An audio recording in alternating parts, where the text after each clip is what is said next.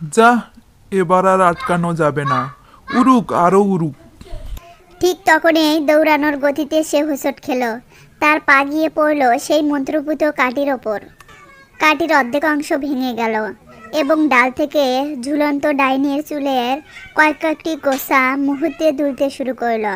সূর্যের আলো আর ছায়ায় খেলায় মুহূর্ত বদলে গেল প্রকৃতির মেজাজ। বটগাছের শান্ত নীরবতা যেন ছিঁড়ে গেল এক তীব্র রোষে। কে, কার এত সাহস আমার সাধনায় বিঘ্ন ঘটায়? প্রশান্ত ভয়ে জমে গেল।